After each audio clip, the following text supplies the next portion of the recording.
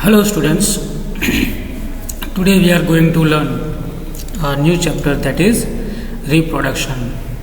So what is reproduction? As the name suggests, to produce again, कोई भी चीज़ को वापस प्रोड्यूस करना उसे बोलते हैं reproduction. So reproduction is a process by which a living organism produces its young ones of its kind. तो उसके ही जैसे दूसरे जीव को पैदा करना, और ऐसी प्रोसेस को बोलेंगे हम reproduction. Okay, so chapter number 9 suggest, do you recall the process of digestion, circulation and respiration which have you studied in your previous classes. तो आपको इस प्रोसेस के बारे में पता है, डाइजेशन के बारे में, सर्कुलेशन के बारे में, रेस्पिरेशन के बारे में आपने जो अपने पहले के स्टैंडर्ड में पढ़े थे. This processes are essential for survival of individual. तो हर एक जिंदा इंसान के सर्वाइवल के लिए ये प्रोसेस बहुत अहम भूमिका निभाते हैं, और इनकी ज़रूरत भी इतनी होती है. बिना डाइजेशन के, अगर समझो कि खाना खाते हैं बराबर, तो उसका अगर डाइजेशन नहीं होता है, अगर without the process of digestion, without the process of blood circulation और without the process of respiration कोई इंसान जी सकता है? नहीं जी सकता. This process are essential. You have also learn about the process of reproduction in plants. तो 7th स्टैंडर्ड में आपको मैंने ही पढ़ाया था रिप्रोडक्शन इन प्लांट्स, तो आपने उसके बारे में जाना था. स्पोर फॉर्मेशन होता है, स्पोर्स होते हैं, वो ट्रांसफ़र होते हैं one flower to another flower due to the various mediums. फिर वो ट्रांसफ़र होते हैं, फिलामेंट तक पहुंचते हैं, एंथर से कि ओवरी तक पहुंचते हैं, वहाँ पे ओव्यूल्स के साथ मिलके फर्टिलाइजेशन करते हैं, और फिर वो प्लांट होता है, जो वो जो फ्लावर होता है वो फ्रूट के अंदर कन्वर्ट होता है. So that was a process in plants. The reproduction is essential for the continuation of a species. तो कोई भी जीव होता है, उसके कंटिन्यूटी के लिए, मतलब कि उसके ही जैसे दूसरे जीव अगर प्रोड्यूस हो गए तो हमें पता चलेगा कि ऐसे कोई जीव थे. ओके, कभी कभी क्या होता है, किसी स्पीस के एक्सटेंट होने का कारण होता है हार्श वेदर, कि उनकी जो कंडीशंस होती है वो ख़राब होती है, वेदर कंडीशंस, और रिप्रोडक्शन रेट होती है, मतलब कि वो जो अपने ही जैसे दूसरे जीव को प्रोड्यूस करता है उससे ज़्यादा उनकी डेथ रेट होती है, मतलब वो मरते ज़्यादा है. कोई external parameters, for example hunting होता है, पोचिंग होता है, कभी कभी नेचुरल कैलामिटीज़, जैसे कि आपने पढ़ा था डायनासोर्स के बारे में हुआ था वो मीटियर अटैक, और वो तो ऐसा होता है, तो उसके कारण वो एक्सटिंक्ट हो जाती है. सो किसी भी स्पीस के कंटिन्यूएशन के लिए, मतलब कि उसके आगे बढ़ने के लिए, उसके जैसे दूसरे स्पीस के लिए हमें क्या चाहिए? रिप्रोडक्शन की प्रोसेस चाहिए. Imagine that what would happen if organisms have not reproduced. तो कोई भी ऑर्गेनिज्म रिप्रोड्यूस नहीं हुआ होता तो हम दूसरे ऑर्गेनिजम्स को देख ही नहीं पाते, क्योंकि there would be one of their own kind, एक ही होता उनके जैसा, और फिर वो मर जाता और ख़त्म हो जाती बात. Okay, you will realize that reproduction is very important as it ensures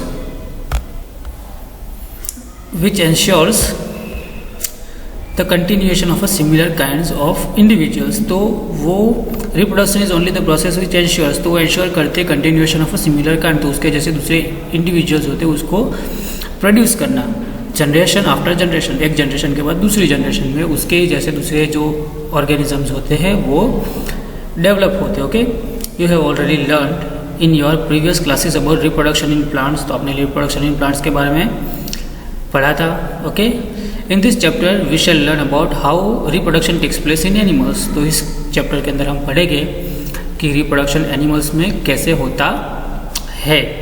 okay, so now let us start modes of reproduction. तो मोड्स ऑफ रिप्रोडक्शन मतलब कौन से तरीके होते हैं जिससे रिप्रोडक्शन होगा. Okay, so you have seen young ones of different animals. तो आपने बहुत सारे एनिमल्स के बच्चे देखे होंगे. Try to name some of the young ones by completing table number 9.1 shown in examples at S number series number 1 to 5. Okay, you must have seen the young ones of various animals being born. तो आपने बहुत सारे छोटे छोटे बच्चों को, मतलब कि बहुत सारे जानवर के छोटे छोटे बच्चों को पैदा होते देखा होगा. और छोटे छोटे बच्चों को मतलब कि आप जब वो सर्दी का मौसम आता है तब छोटे छोटे बच्चे होते हैं, वो कुत्ते के होते हैं, छोटे छोटे पिल्ले होते हैं वो, तो उसको खिलाया भी होगा। जैसे कि मोहल्ले में हो गए छोटे छोटे बच्चे, तो बच्चे लोग खिलाने जाते हैं ना ऐसे उनको, तो वैसे उस तरीके से। तो can you tell how chicks and caterpillars are born? तो चिक्स और कैटरपिलर छोटे छोटे जो होते हैं, चिकन्स एंड ऑल और कैटरपिलर्स किस तरीके से पैदा होते हैं। How kittens and puppies are born? तो छोटे छोटे वो किटन्स होते हैं जो बिल्ली के बच्चे, और पपीज़ मतलब पिल्ले होते हैं कुत्ते के, वो किस तरह पैदा होते हैं। Do you think that this young ones looked at the same before they were born as they do now? तो ऐसे ही दिखते जैसे वो पैदा होने से पहले दिखते थे, वैसे ही दिखते हैं। Okay, before they were born and as they are now, तो अभी है वैसे के वैसे दिखते हैं। लेट अस फाइंड आउट, तो चलो उसके बारे में देखते हैं। तो यहाँ पे ह्यूमन का बेबी होता है, कैट का किटन होता है, डॉग का पपी होता है, फिर बटरफ्लाई का क्या होता है, लार्वा होता है, फिर हैन का जैसे चिक लिखा हुआ है, काऊ का काफ होता है, और फ्रॉग का क्या होता है, tadpole. Okay, so as seen in plants there are two types, just as in plants there are two modes of reproduction in animal by which animal reproduces. They are sexual reproduction and asexual reproduction. So there are two kinds of reproduction, sexual reproduction and two modes of actually reproduction, which is sexual and asexual reproduction. So let us know first of all the main difference between these two modes of reproduction. So in sexual reproduction we require both of the gametes, as in plants a male gamete and a female gamete, they fertilizes, okay, they fuses and fertilizes to produce young one.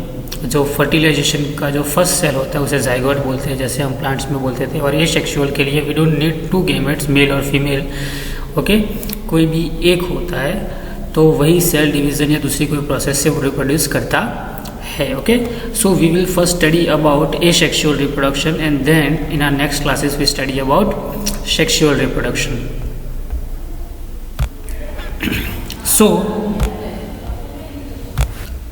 So asexual reproduction is 9.3. So far we have learned about the reproduction in some familiar animals, but what about very small animals? So we will start up from small animal at a microscopic level like hydra and microscopic organisms like amoeba. Do you know how they reproduce? Let us find out. तो वो किस तरीके से reproduce करते हैं, जो unicellular organisms होते हैं वो वो किस तरीके से डेवलप हो गए, वो किस तरीके से रिप्रोड्यूस करेंगे, उसके बारे में हम पढ़ेंगे। Okay, so now activity it is given, get a permanent slide of hydra, observe them using a hand lens और microscope, look out for any bulges from the parent body, count the number of bulges that you can see in different sides, also note the size of a bulges, draw a diagram of a hydra as you see it, compare it with figure 9.1. तो आपको पहले एक permanent slide लेनी है actually, तो मैं आपको PDF के अंदर भेजूंगा कि वो किस तरीके से दिखता है। तो इस तरीके से ही नॉर्मली दिखता है, और ये जो पोर्शन है ओके, इसे बल्ज बोलते हैं। क्या बोलते हैं? बल्ज। यहाँ पे जो थोड़ा सा फुंसी जैसा बाहर निकला हुआ है उसे बल्ज बोलते हैं। तो ये बल्ज दिखते हैं या नहीं दिखते वो चेक करना है। तो हाइड्रा में क्या होता है कि ये जो बर्ड है इसे क्या बोलेंगे हम? बर्ड बोलेंगे। क्या बोलेंगे? बर्ड। तो ये पहले बर्ड बनता है, फिर बर्ड होता है, वो धीरे धीरे ग्रो करता है इस तरीके से, और इस तरीके से हाइड्रा पे दूसरा हाइड्रा ग्रो कर देता है, और फिर यहाँ से क्या कर देता है, जब वो फुल्ली डेवलप हो जाता है तो यहाँ से वो डिटैच हो जाएगा, मतलब कि अलग हो जाएगा, और फिर वो सिंगल इंडिविजुअल की तरह काम करेगा, मतलब कि सिंगल एनिमल की तरह काम करेगा, सिंगल ऑर्गेनिज्म की तरह। फिर वो भी ऐसे बल्ज प्रोड्यूस करेगा, मतलब कि बर्ड प्रोड्यूस करेगा, फिर उसका बर्ड ग्रो होगा, वापस इस तरीके से दूसरा डिटैच हो जाएगा। तो इस तरीके से हाइड्रा होते हैं 1 से 2, 2 से 3, 3 से 4, उस तरीके से मल्टीप्लाई होते रहते हैं। In each hydra there may be 1 और मोर बल्जेस। तो ऐसे जो बल्ज है, जो बर्ड बोलते हो, वो एक हो या उससे ज़्यादा भी हो सकते हैं। A new individuals and they are called buds. This bulges are developing in a new individuals and they are called buds, तो उसे बर्ड बोलते हैं। वो डेवलप होकर नए इंडिविजुअल बनते हैं और उसे बर्ड बोलते हैं। क्या बोलते हैं? बर्ड। ओके, जैसे कि छोटा सा आपने देखा होगा किस तरीके से होता है, वो आलू होता है, वो मॉइस्ट एनवायरनमेंट में रहता है, तो आलू के जो छोटे छोटे बर्ड्स ग्रो कर देते हैं, पता है, आलू उग जाता है बोलते हैं। उस तरीके से हाइड्रा में भी होता है। ये call the presence of birds in A yeast, तो यीस्ट के अंदर भी इस तरीके से ही बर्ड प्रेजेंट होते हैं और यीस्ट भी इस तरीके से ही होता है। यीस्ट किस तरीके से दिखता है? आपने कैक्टस प्लांट देखा होगा, एक के ऊपर एक, एक के ऊपर एक, एक के ऊपर एक ग्रो करता है और फिर बनता है। मैं उसके भी फिगर आपको अपने PDF के अंदर भेजूंगा। Okay, in hydra to a new individual develop as an outgrowths from a single parent, तो उसी तरीके से प्रोजेक्ट करते हैं। प्रोजेक्ट मतलब कि निकलना। ओके, तो यहाँ से इस तरीके से एक बॉडी पार्ट में से ऐसे प्रोजेक्ट करेंगे बर्ड के स्वरूप में और फिर धीरे धीरे ग्रो करेंगे एक प्रॉपर ग्रोन अप इंडिविजुअल बन के। फिर जो पेरेंट हाइड्रा होता है, इसे क्या बोलते हैं? Daughter cell. क्या बोलते हैं कि डॉटर सेल, और इसे क्या बोलेंगे? Parent cell. तो जो मेन सेल होता है या मेन ऑर्गेनिज्म होता है उसे पेरेंट बोलते हैं और उसके अंदर से जो बनता है उसे क्या बोलते हैं? डॉटर। ओके, तो हम टेक्निकली बात करेंगे तो ये पेरेंट सेल है और ये डॉटर सेल है। तो जब भी डॉटर सेल होगा वो ग्रोन अप हो जाएगा फुल्ली, तो वो पेरेंट सेल से डिटेच हो जाएगा, मतलब कि अलग हो जाएगा, फिर सिंगल सेल से सिंगल ऑर्गेनिज्म की तरह अपने काम करेगा। ओके, सारे के सारे, जैसे कि डाइजेशन हो गया, ईटिंग हो गया और वो सब, और फिर वापस वो भी रिप्रोड्यूस करेगा और वो भी एक टाइम पे पेरेंट ऑर्गेनिज्म बनेगा और वो भी वापस दूसरे हाइड्रा को जन्म देगा उस तरीके से। Okay, so here we can see no both of the female and male gametes are required to reproduce, so it is called asexual reproduction. Okay, so this type of bird recall the presence of birds in the yeast as grown up from a single parent. This type of reproduction in which only a sexual parent is involved is called asexual reproduction. तो only a single parent, तो एक ही parent अगर involve होता है किसी reproduction के mode में तो उसे एसेक्सुअल रिप्रोडक्शन कहते हैं। Since individuals develop from the bud in hydra, this type of asexual reproduction is called budding. तो हाइड्रा के अंदर क्या होता है? बर्ड प्रोड्यूस होता है। ओके, बर्ड प्रोड्यूस होता है और फिर धीरे धीरे वो बढ़ता है, तो उसे क्या बोलेंगे? बर्डिंग। क्या बोलेंगे इस प्रोसेस को? हाइड्रा की प्रोसेस को बर्डिंग। तो बर्ड फॉर्मेशन होता है, उस प्रोसेस को क्या बोलेंगे? Budding. Okay, another method of asexual reproduction is observed in a microscopic organism amoeba.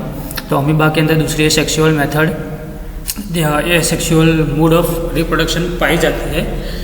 Okay, तो उसके बारे में हम पढ़ेंगे। Let us see how it this happens. So you have already learn about the structure of amoeba. Structure of amoeba के बारे में हम पढ़े थे माइक्रो ऑर्गेनिजम्स के चैप्टर में। You will recall the amoeba is a single celled organism. तो amoeba है वो सिंगल सेल्ड ऑर्गेनिज्म है। Okay, it begins the process of reproduction by division of a nucleus into 2 nuclei. तो सबसे पहले देखो यहाँ पे न्यूक्लियस दिख रहा है, ये फिगर नंबर A के अंदर। ओके, वो देखो इस तरीके से गैप बना के धीरे धीरे वो डिवाइड होगा न्यूक्लियस। इसे क्या बोलेंगे? न्यूक्लियस। ये है साइटोप्लाज्म और ये है सेल वॉल, सेल मेम्ब्रेन बोलते हैं जिसे वो। ओके, अभी क्या होगा कि ये जो न्यूक्लियस होगा वो डिवाइड होगा, तो सेल के बल के जो सेल मेम्ब्रेन है, सेलुलर मेम्ब्रेन, उसके अंदर न्यूक्लियस डिवाइड होगा। ओके, और वो 2 न्यूक्लियाई बनेंगे। क्या बनेंगे? एक न्यूक्लियस होता है तो उसे न्यूक्लियस बोलते हैं, 2 होते हैं तो न्यूक्लियाई बोलते हैं। तो ये न्यूक्लियस डिवाइड होकर क्या बनेगा? सबसे पहले न्यूक्लियाई, 2 न्यूक्लियाई बनेंगे। Okay, now begins to process the nucleus into 2 nuclei. This is followed by the division of a body into 2, each part receiving the nucleus. Finally 2 amoeba are produced, one parent amoeba, and this from one parent amoeba. This asexual reproduction is called reproduction by which an animal reproduces by dividing into 2 individuals is called binary fission. तो चलो उसके बारे में हम देखते हैं क्या होता है। तो सबसे पहले देखो ये अमीबा का ये पेरेंट सेल है। ओके, तो वहाँ पे क्या होता है? पेरेंट सेल एक ही रहता है बर्डिंग के अंदर और फिर डॉटर सेल बदलते रहते हैं। मतलब डॉटर सेल वहाँ पे ग्रो किया, बर्ड प्रोड्यूस हुआ, डॉटर सेल अलग हुआ, फिर वो एक इंडिविजुअल की तरह काम करेगा। यहाँ पे क्या होता है कि एक पेरेंट सेल होते हैं, वो डिवाइड होकर 2 डॉटर सेल बनेंगे। ओके, सो पहले न्यूक्लियस डिवाइड होगा और 2 न्यूक्लियाई बनेंगे। ओके, फिर उसी तरीके से साइटोप्लाज्म डिवाइड होगा, मतलब कि बाकी बॉडी डिवाइड होगी इस तरीके से। ओके, इस तरीके से बॉडी डिवाइड होगी और फिर यहाँ से वो वापस ज्वाइन हो जाएंगे। यहाँ से अलग अमीबा काम करेगा, यहाँ से अलग अमीबा काम करेगा और फिर 2 अमीबा बन जाएंगे। और ये 2 अमीबा है उसे डॉटर अमीबा बोलते हैं। Okay, daughter amoeba. तो इस तरीके से प्रोसेस होती है जहाँ पे एक सेल होता है वो डिवाइड करके दो बनते हैं और दोनों अलग अलग इंडिविजुअल ऑर्गेनिज्म की तरह काम करेंगे। तो इस तरीके से की जो प्रोसेस होती है उसे क्या बोलेंगे? Binary fission. क्या बोलेंगे? Binary fission, a mode of reproduction in which a single cell is divided into two daughter cell is called binary fission. A type of asexual reproduction in which an animal reproduces by dividing into two individuals is called binary fission. Apart from budding and binary fission, there are other methods by which single parent reproducing young one, which you will study about this in your higher classes. तो single जो cell से वापस दूसरे जो cell बनते हैं, okay, तो दूसरी मेथड भी है बडिंग और बाइनरी फिशन के अलावा, जिसके बारे में आप अपने हायर स्टैंडर्ड के अंदर स्टडी करोगे, which you will study in your higher classes. So now story of a Dolly the clone. So cloning is a production of an exact copy of a cell. तो एक ही cell की copy को बनाना उसे cloning बोलते हैं. Okay, any other living part और a complete organism. तो एक सेल बनाना, एक लिविंग पार्ट बनाना या पूरा ऑर्गेनिज्म बनाने का उसे क्लोनिंग बोलते हैं. Cloning of an animal was successfully perform for the first time by Ian Wilmut and his colleagues at Roslin Institute of Edinburgh, Scotland. They successfully clone a sheep Dolly. तो उन्होंने successfully एक sheep को clone किया था जिसका नाम रखा था उन्होंने डॉली. ओके, फिगर आपको दिखाई गई है. Dolly was born on 5 July 1996 and was the first mammal to be clone. तो वो फर्स्ट मैमल हुआ था जिसे हम क्लोन किया गया था. ओके, ये रहा डॉली. तो during the process of cloning Dolly, the cell was collected from a memory gland of a female Finn Dorset sheep. तो फिन डॉर्सेट शिप थी जो उसे सेल लिया गया. Simultaneously an egg was obtain from a Scottish black face ewe. तो Scotland का जो black face ewe मतलब कि ऐसा जो मेल शिप होता था वहाँ से किया गया. Then the nucleus was removed from the egg. तो एग में से न्यूक्लियस निकाला गया. Then nucleus of a memory gland cell from the Finn Dorset sheep was inserted. तो न्यूक्लियस चेंज किया गया into the egg of a Scottish black face ewe whose nucleus has been remove. तो जिसका nucleus निकाला गया था, Scottish black face ewe का nucleus निकाला गया था, उसके अंदर दूसरे जो फिश था, ओके, फिन डॉर्सेट शिप जो थे उसका न्यूक्लियस डाला गया. The egg thus produce was implanted into a Scottish black face ewe. तो जो एग बना था उससे क्या किया, फिर स्कॉटिश ब्लैक फेस ईव था उसके अंदर डाला गया. The egg thus produce was implanted. तो development of this egg followed normally and finally Dolly was born. तो फिर वो डेवलप जो एग हुआ था वो धीरे धीरे डेवलप हुआ और फिर डॉली पैदा हुआ. Though Dolly was given a birth by Scottish black face ewe, it was found to be absolutely identical to the Finn Dorset sheep. तो जो अगर जन्म तो उसने उसको स्कॉटिश ब्लैक फेस ईव जो टाइप के जो शिप थे उसने दिया था, but she was looking same as the Finn Dorset sheep from which the nucleus was taken. जहाँ से न्यूक्लियस लिया गया था, आपको पता है वो क्रोमोसोम्स होते हैं जिसके बारे में पढ़ा था हमने, वो किस में होते हैं, न्यूक्लियस में होते हैं. पर न्यूक्लियस तो डॉली का कौन सा था, फिन डॉर्सेट का था, तो वो उसके जैसा ही दिखता था. It was found absolutely identical to the Finn Dorset sheep from which the nucleus was taken. Since nucleus from the egg of a Scottish black fish was removed, Dolly did not show any character of a Scottish black fish. तो Dolly के पास कोई भी Scottish black fish के कोई character थे नहीं, क्योंकि पूरे का पूरा न्यूक्लियस ही यहाँ पे चेंज हुआ था. Dolly was healthy clone the Finn Dorset sheep and produce several offsprings of her own. तो उसके बारे में उसने खुद के भी बहुत सारे ऑफस्प्रिंग्स पैदा किए थ्रू नॉर्मल सेक्सुअल मीन्स. तो जो मतलब कि उनके तरीके होते हैं रिप्रोडक्शन के, सेक्सुअल मीन्स, तो उस तरीके से वो रिप्रोड्यूस करके अपने भी दूसरे भी बच्चे हुए उसके. Unfortunately, Dolly died in 14 February 2003. तो 14 फरवरी 2003 को ऑफ हो गए थे due to certain lung diseases. उसके लंग डिसीजेज थे. तो we are not to develop this kind of technology, पर हमारे यहाँ पर रिसर्चेज चालू है. Since Dolly several attempts has been made to produce a cloned animal, however many die before birth और die soon after the birth. The clone animals are not many a time found to be born with severe abnormalities. तो बहुत सारी abnormalities के साथ वो पैदा होते हैं क्योंकि अभी उनकी रिसर्च चालू है, उसके लिए हमारे पास प्रॉपर संसाधन नहीं है, प्रॉपर हमारी रिसर्च है नहीं इतनी, ओके। पर उसके बारे में प्रोसेसेस चालू है, जल्द ही इसके लिए कोई नई चीज़ वो ईजाद करेंगे क्लोनिंग के लिए। और क्लोनिंग के मेथड से पॉसिबल हो तो ह्यूमन ऑर्गन्स हो गए उसे वो क्लोन कर सकते हैं, जैसे कि लीवर हो गया, किडनी हो गया, हार्ट हो गया, तो उसे अगर वो क्लोन कर सकते हैं तो हार्ट ट्रांसप्लांट के लिए किसी डेड इंसान की या किसी डोनर की या किडनी डोनर की ज़रूरत ना हो, फिर वो क्लोनिंग की प्रोसेस से किडनी वो होती है वो बना सकते हैं और फिर ट्रांसफ़र कर सकते हैं। पर ये सब सारी फ्यूचरिस्टिक बातें हैं, ओके, जिसका अभी तो कोई वर्चस्व है नहीं, बाकी बाद में हो सकता है, okay. So till then, let us complete here. Tomorrow we will study about our next topic, that will be sexual reproduction. Till then, stay home, stay safe, bye bye, take care.